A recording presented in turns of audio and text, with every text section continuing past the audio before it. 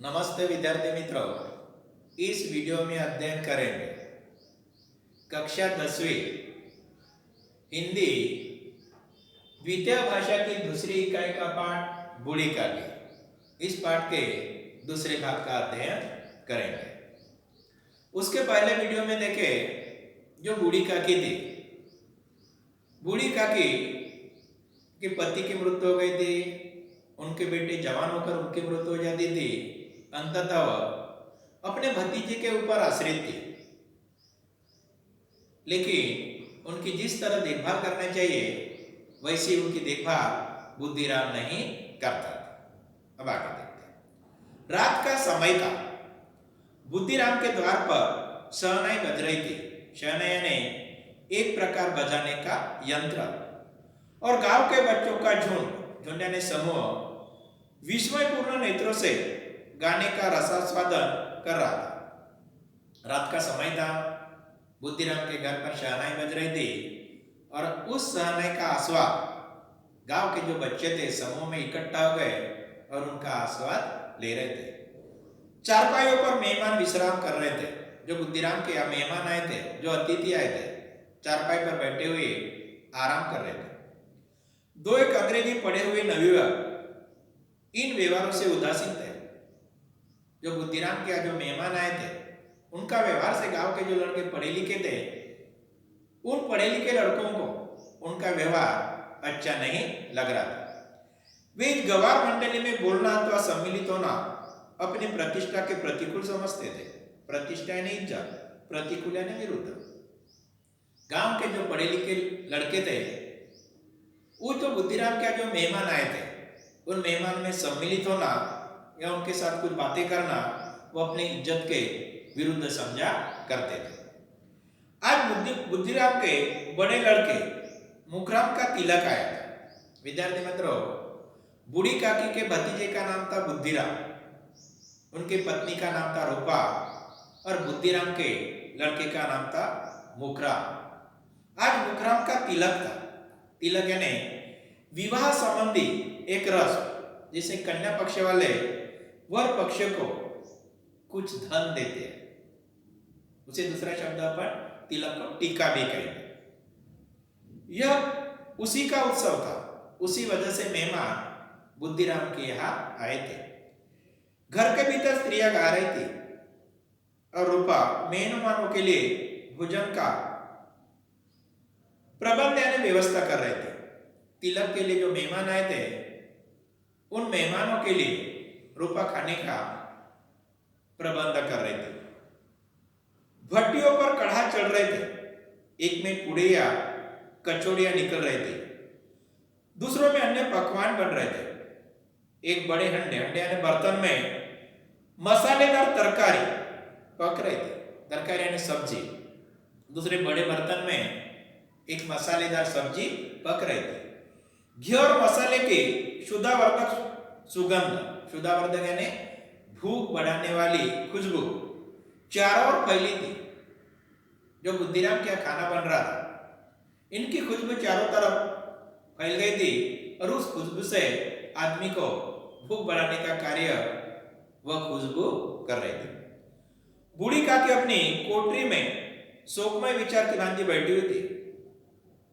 बूढ़ी काकी अपनी कोठरी यानी छोटा से कमरे में बैठी हुई कुछ सोचकर, दुख में सोचकर कुछ विचार कर रहे थे।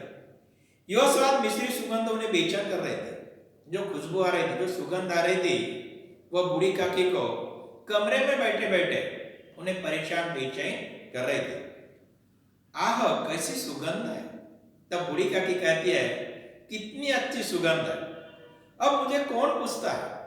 बूढ़ी काकी कहती है, अब मैं बूढ़ी हो गई, अब मुझे कोई पूछने वाला नहीं है।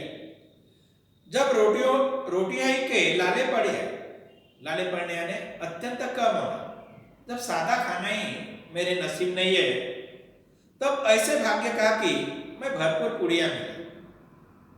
तब कमरे में बैठे बैठे बूढ़ी काकी सोचने लगी, सादी पूड़ी मेरे नसीब में नहीं है, तो इतनी अच्छी पूड़ियां मेरे नसीब में नहीं है।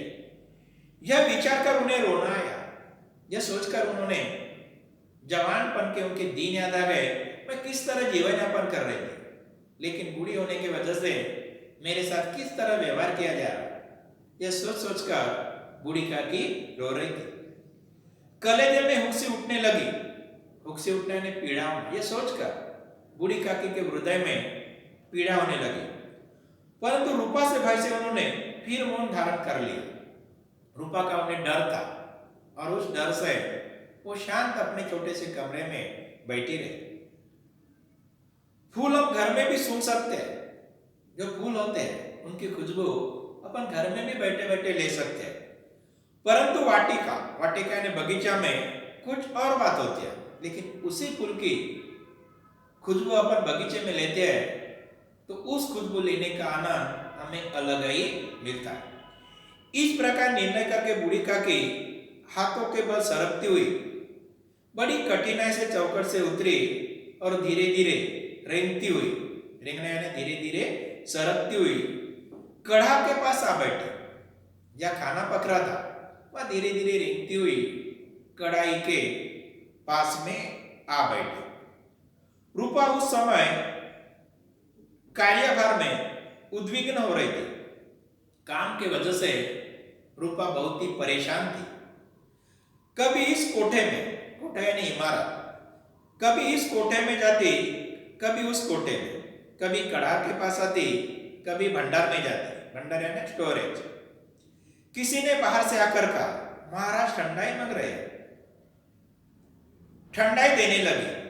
आदमी ने आकर पूछा, अभी भोजन तैयार होने में कितना विलंब है। एक आदमी ने आकर पूछा कि अब खाना बनने में कितना विलंब यानी देरी है। जरा ढोल मजीरा उतार दो। ढोल यानी हाथ से बजाने का बाजा, और मंजीरा यानी कांच की कटोरियों की जोड़ी जिसे ताल देने के लिए बजाई जाती है। बेचारी अकेली स्त्री दौड़ते दौड़ते व्याकुल हो रही थी।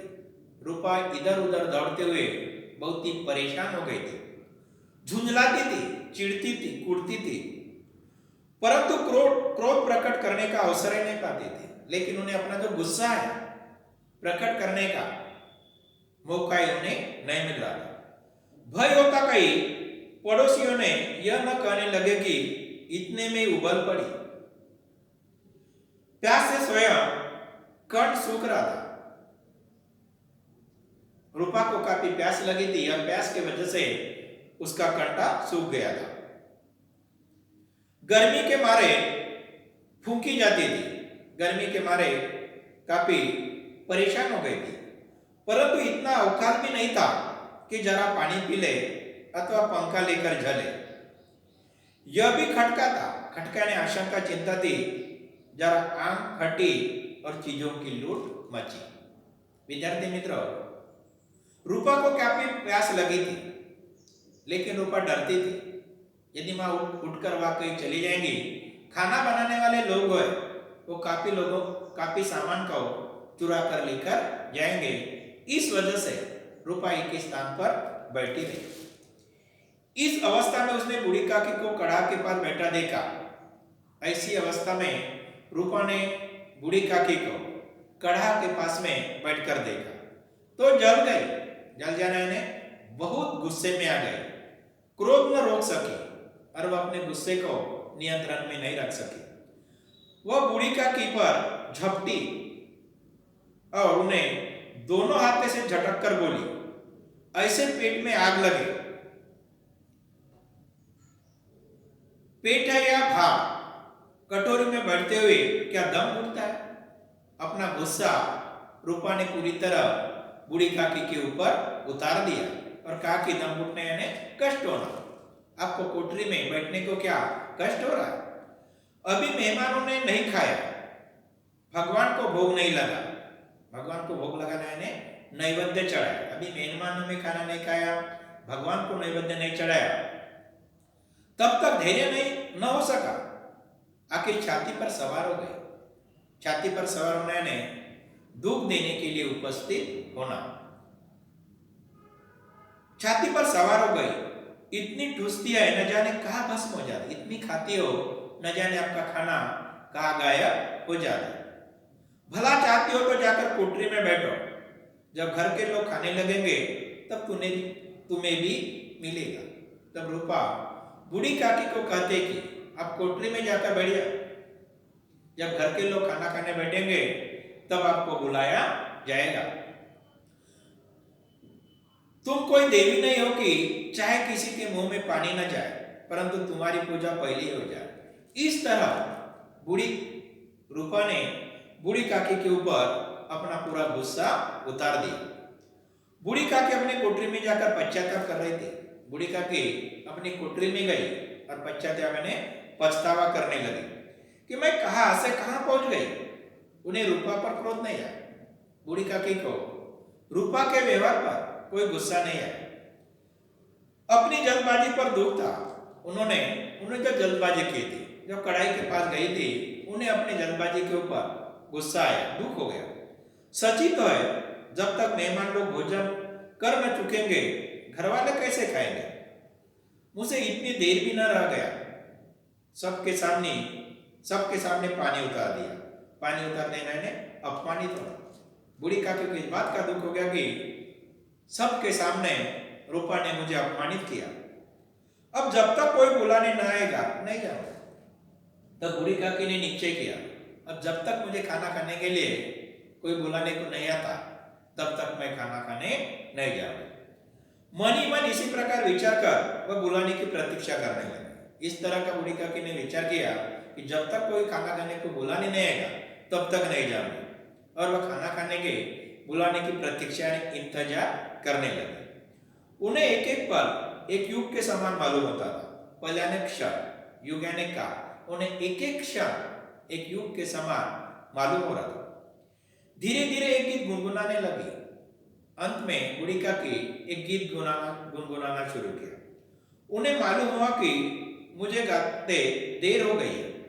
क्या इतनी देर तक लोग भोजन कर रहे होंगे? किसी की आवाज नहीं सुनाई देती। अवश्य लोग खा पी कर चले गए, मुझे कोई बुलाने नहीं है। रूपा चिढ़ गई है, क्या जाने न बुलाए।